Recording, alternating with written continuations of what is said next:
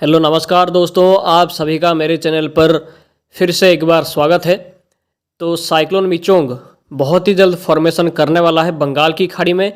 अभी इसके ट्रैक में लगातार बदलाव हो रहा है, बट अभी का ट्रैक क्या हो सकता है, मॉडल्स इसको लेकर क्या प्रेडिक्शन कर रहे हैं, आपको यहाँ पर जानकारी देने की कोशिश किया जाएगा पूरा डिटेल के साथ।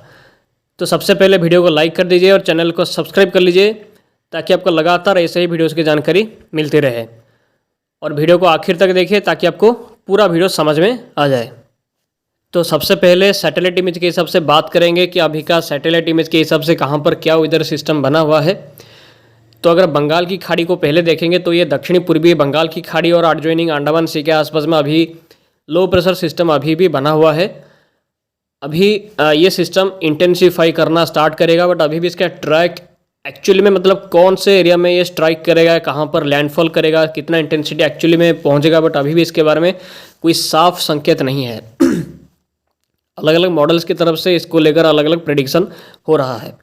पहले ये सिस्टम थोड़ा सा नॉर्थ में था अंडमान सी के, इससे मतलब यहाँ पे ये सिस्टम पहले था यहाँ पे, बट अभी इसका जो सेंटर है वो काफ़ी साउथ में शिफ्ट हो चुका है, यहाँ पे शिफ्ट हो चुका है, जिसकी वजह से क्या हो रहा है कि इसके ट्रैक में भी चेंज हो रहा है, इंटेंसिटी में भी चेंज हो रहा है। और अभी तक भी सिस्टम इतना वेल मार्क्ड नहीं हुआ है, इसकी वजह से मॉडल्स में काफ़ी कन्फ्यूजन है इसका ट्रैक इंटेंसिटी को लेकर।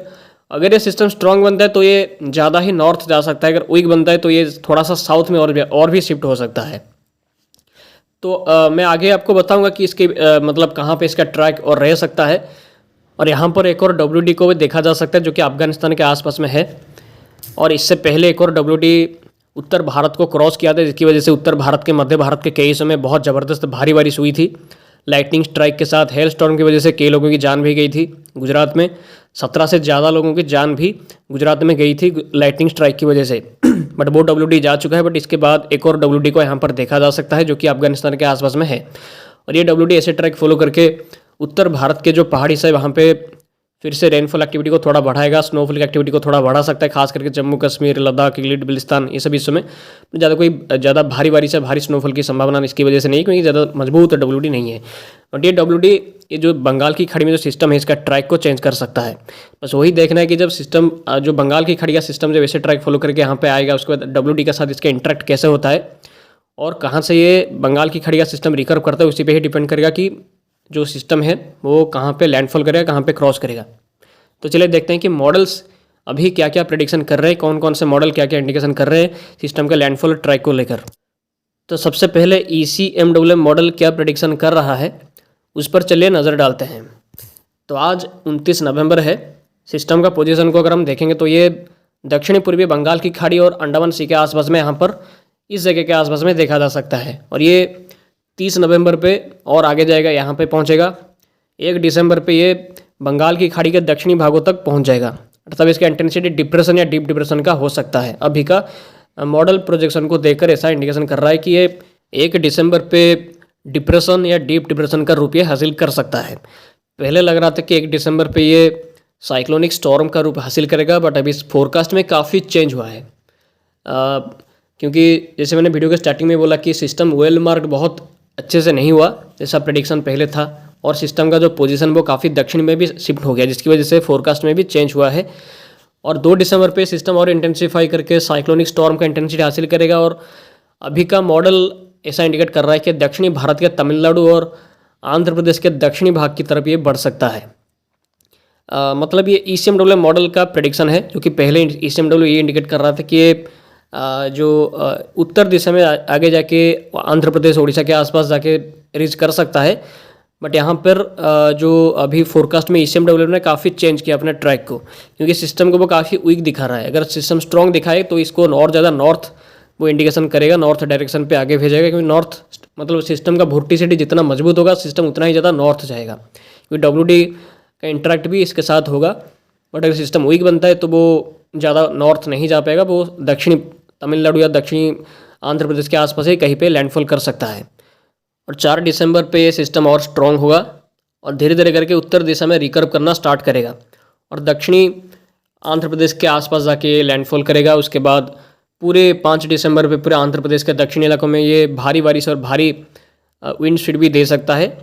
और 6 दिसंबर पे और भी उत्तर दिशा में आगे जाके उड़ीसा के आसपास 7 दिसंबर के आसपास रीच कर सकता है। मतलब अभी का ईसीएमडब्ल्यू मॉडल का प्रेडिक्शन है। तो उड़ीसा के आसपास जाते थे काफ़ी कमज़ोर हो जाएगा, बट फिर भी इसकी वजह से पूरे पूर्वी तट में जैसे कि आंध्र प्रदेश, उड़ीसा, वेस्ट बंगाल, इसके साथ जो छत्तीसगढ़ का हिस्सा हो गया, झारखंड का भी हिस्सा हो गया, और पूरे के पूरे आंध्र प्रदेश में, तेलंगाना में, हैदराबाद में, तमिलनाडु के उत्तर खास करके तटीय भागों में ये बारिश की एक्टिविटी को बहुत भारी मात्रा में बढ़ा सकता है दिसंबर 1 से लेकर पूरे 7 के बीच में। बट अगर ट्रैक में थोड़ा चेंज होता है तो बारिश की इंटेंसिटी में, बारिश के एरिया में और भी बदलाव हो सकता है। तो जीएफएस मॉडल के हिसाब से अगर हम देखें तो जीएफएस मॉडल जो पहले जैसा दिखा रहा था अभी बिल्कुल वैसा ही दिखा रहा है। जीएफएस मॉडल ये इंडिकेट कर रहा है कि देखिए तो ये दिखा रहा है कि 1 दिसंबर के आसपास ये बंगाल की खाड़ी में आने के बाद इंटेंसिफाई करेगा। उसके बाद सीवियर साइक्लोन का इंटेंसिटी हासिल करके ये जो बांग्लादेश की तरफ जाएगा। मतलब जीएफएस पहले जैसा दिखा रहा था अभी बिल्कुल वैसा ही इंडिकेट कर रहा है। उसमें फोरकास्ट में उसके फोरकास्ट में कोई भी चेंजेस नहीं आया है। वो बांग्लादेश को लगातार पहले से ही टारगेट कर रहा है। मतलब जीएफएस अपने फोरकास्ट पे काफ़ी कायम है। तो सीएमसी को देखें तो सीएमसी भी बिल्कुल ऐसा ही प्रेडिक्शन कर रहा है ईसीएमडब्ल्यू जैसा। वो इंटेंसिफाई कर रहा है साउथ बे ऑफ बंगाल पे, उसके बाद इंटेंसिफाई करके severe cyclone, very severe cyclone का इंटेंसिटी हासिल करके ये दक्षिणी तमिलनाडु के आसपास लैंडफॉल करके उसके बाद रिकर्व करके फिर से उड़ीसा की तरफ या वेस्ट बंगाल की तरफ जा रहा है। और नैपजेम मॉडल को देखें तो नैपजेम भी बिल्कुल वैसा ही फोरकास्ट कर रहा है। मतलब सारे मॉडल्स देखिए, नैपजेम मॉडल क्या देखिए तो ये भी दिखा रहा है कि ये ऐसे इंटेंसिफाई करेगा 1 दिसंबर पे 2 दिसंबर पे साइक्लोन का इंटेंसिटी हासिल करके ये आंध्र प्रदेश के दक्षिणी और उड़ीसा के दक्षिणी इलाके के आसपास जाके रीच कर सकता है। तो मतलब सारे जो मैक्सिमम मॉडल्स है वो यही इंडिकेट कर रहे हैं कि सिस्टम 2 दिसंबर पे साइक्लोन का इंटेंसिटी हासिल करेगा, उसके बाद वो रिकर्व करना स्टार्ट करेगा। बट ये क्वेश्चन ये है कि रिकर्व कहाँ से करेगा, क्या वो तमिलनाडु के आसपास पहुँचने के बाद रिकर्व करेगा या तमिलनाडु के तट से पहुँचने से पहले ही रिकर्व करेगा। तो यही पे ही डिपेंड करेगा कि सिस्टम का एक्चुअली लैंडफॉल प्रभाव इंटेंसिटी क्या होगा। अगर ये सिस्टम ऐसे ट्रैक फॉलो करके यहाँ से रिकर्व करता है, देखिए ऐसे ट्रैक फॉलो करके इस जगह के आसपास आकर रिकर्व करता है, डब्ल्यूटी का इंटरेक्ट अगर इसके साथ होता है और यहाँ से रिकर्व करता है तो ये काफ़ी स्ट्रॉन्ग हो सकता है। वेरी सीवियर साइक्लोन का इंटेंसिटी आराम से हासिल कर सकता है क्योंकि सिस्टम का वोर्टिसिटी काफ़ी मजबूत होगा आने वाले टाइम पे, और इस कंडीशन पे वो उड़ीसा या आंध्र प्रदेश के आसपास जाके लैंडफॉल कर सकता है। अगर ये सिस्टम तमिलनाडु के आसपास रीच करता है उसके बाद रिकर्व करता है तो इसकी वजह से क्या होगा, पूरे दक्षिणी आंध्र प्रदेश में बहुत भीषण बारिश और तबाही हो सकती है और इसकी वजह से पूरे पूर्वी तट में बारिश देखने को मिलेगी।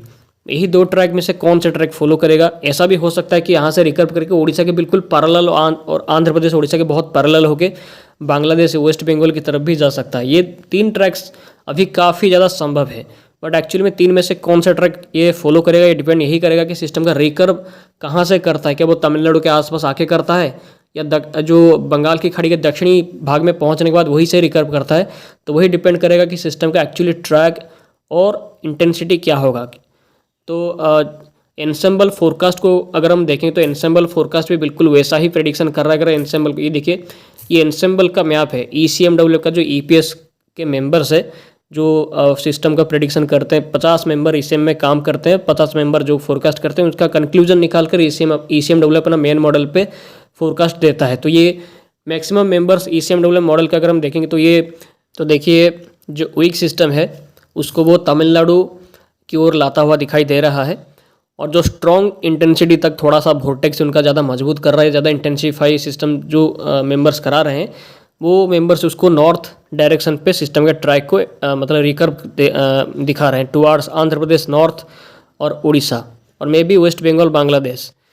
तो यही पे डिपेंड करेगा कि सिस्टम ऐसे ट्रैक फॉलो करके यहाँ पे आने के बाद वो कितना स्ट्रॉन्ग होता है, डब्ल्यूटी का इंटरेक्ट उससे कितना होता है, और इसके साथ उस वक्त जो रिकर्व किस एंगल में सिस्टम करता है, क्या वो नॉर्थ वेस्ट डायरेक्शन पे अगर रिकर्व करेगा तो ये तमिलनाडु और आंध्र प्रदेश के दक्षिणी इलाकों के आसपास ही जाएगा। बट सिमिलरली बात यही है कि सारे मॉडल्स रिकर्वेचर दिखा रहे हैं, मतलब रिकर्व होना बिल्कुल तय है। बस हमें यही देखना है कि रिकर्व किस एंगल में करता है।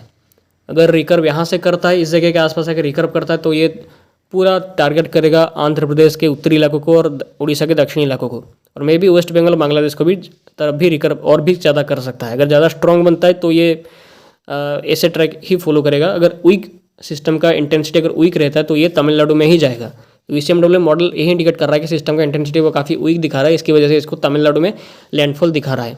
स्ट्रॉन्ग दिखाएगा तो इसको ऐसे ही रिकवर करेगा। मेंबर्स भी बिल्कुल ऐसा ही प्रेडिक्शन कर रहे हैं।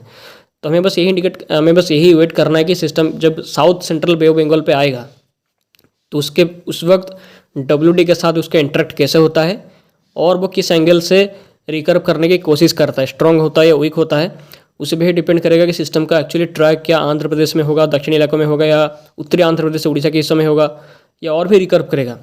तो इसमें अभी भी असमंजस काफ़ी जारी है। ये नेचर है, इसको अच्छे से प्रेडिक्शन करना बहुत ज़्यादा मुश्किल है।